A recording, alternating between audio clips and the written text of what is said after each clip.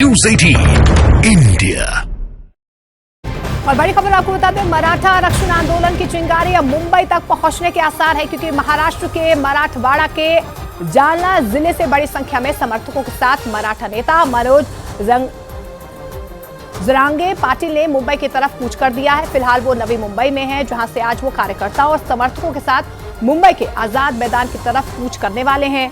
अगर ऐसा होता है तो मुंबई को भारी ट्रैफिक की मार झेलनी पड़ सकती है। मराठा नेता की मांग है कि राज्य में सरकारी नौकरियों और शैक्षणिक संस्थाओं में मराठाओं को 16% आरक्षण दिया जाए और उन्हें कुणबी समाज में शामिल किया जाए। वहीं महाराष्ट्र के मुख्यमंत्री एकनाथ शिंदे ने आश्वासन दे दिया है कि सरकार मराठा आरक्षण देगी, लेकिन आरक्षण बिना किसी दबाव के सकारात्मक तरीके से दिया जाएगा। उन्होंने मनोज जरांगे पाटिल से सरकार का सहयोग करने की भी अपील कर दी है। मराठा आरक्षण पण सरकार देणार आहे।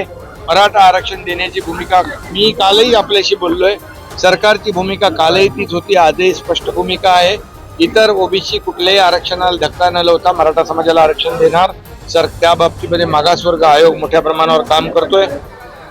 वहीं दूसरी तरफ मराठा नेता जरांगे को सरकार की तरफ से दिए गए आश्वासन पर जरा भी भरोसा नहीं है। उन्होंने साफ तौर पर कह दिया है कि जब तक उनकी सारी मांगे नहीं मानी जाती है, वो आंदोलन वापस नहीं लेंगे और मुंबई में विरोध प्रदर्शन जारी रहेगा।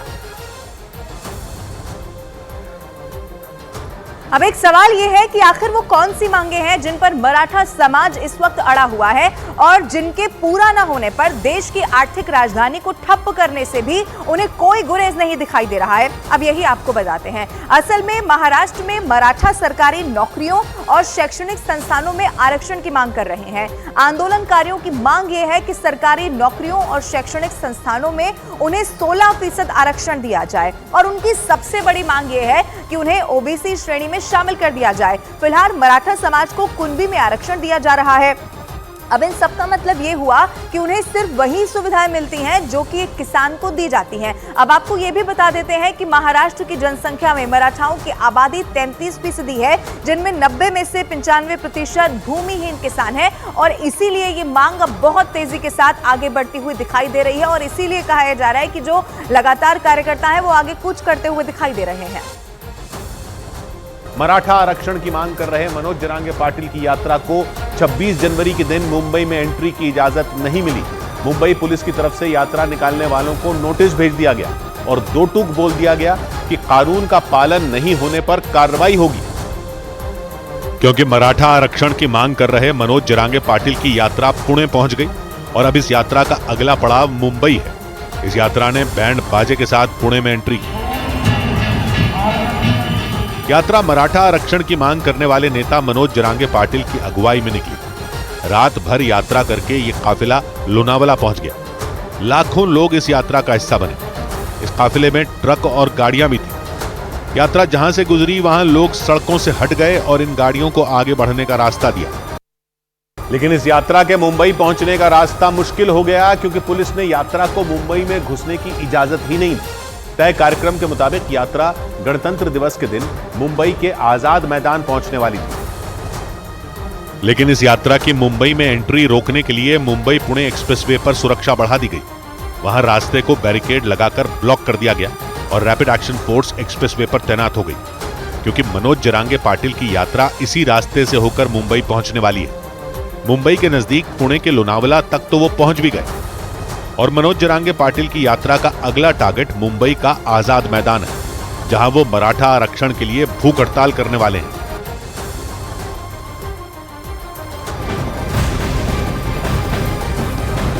वहीं मनोज जरांगे के ऐलान के बाद से मुंबई पुलिस भी पूरी तरह से तैयार नजर आ रही है। पुलिस पहले ही मनोज जरांगे की मुंबई में प्रदर्शन की मांग को ठुकरा चुकी है। यहां तक कि पुलिस ने तो उन्हें नोटिस तक थमा दिया है। पुलिस ने सुझाव दिया है कि वो नवी मुंबई में ही बताई गई जगह पर प्रदर्शन करें।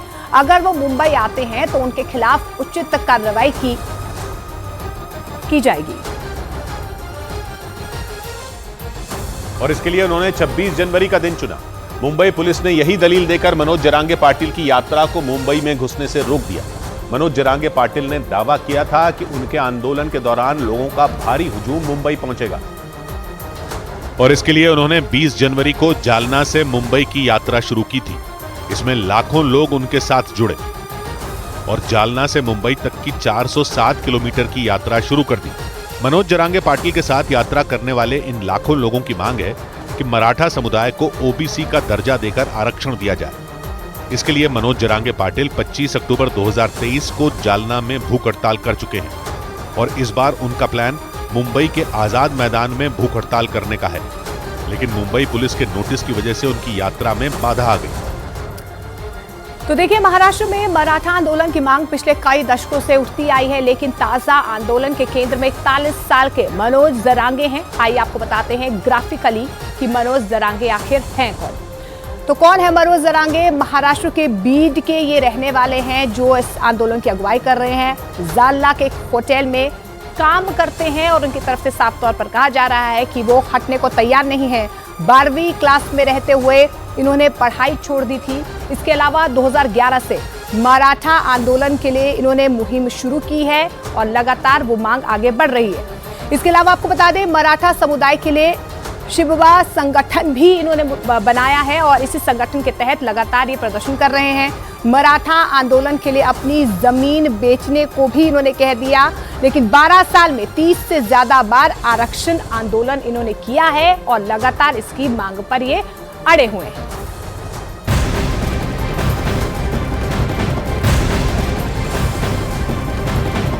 और इंडी गठबंधन से जुड़ी हुई इस वक्त की बहुत बड़ी खबर आपको बता दें, पश्चिम बंगाल की मुख्यमंत्री ममता बनर्जी ने राहुल गांधी को बड़ा झटका दे दिया है।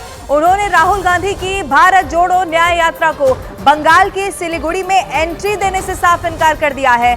ममता सरकार ने सिलीगुड़ी में राहुल गांधी की यात्रा को इजाजत नहीं दी है।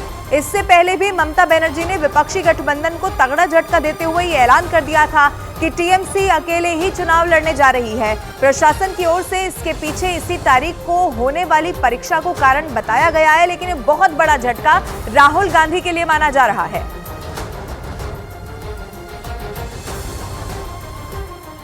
वहीं महाराष्ट्र में भी इंडी गठबंधन के बीच असहमति बनती हुई अब दिखाई दे रही है। महाराष्ट्र की 48 लोकसभा सीटों के बंटवारे के लिए महाविकास अघाड़ी गठबंधन ने बैठक बुलाई, लेकिन कोई फैसला नहीं हो पाया। करीब 7.5 घंटे तक चली ये बैठक में सीट शेयरिंग पर सहमति ही नहीं बन पाई है। आपको ये भी बता दें कि इस सूरत में फिर से चर्चा के लिए 30 जनवरी को अब बैठक की तारीख तय की गई है।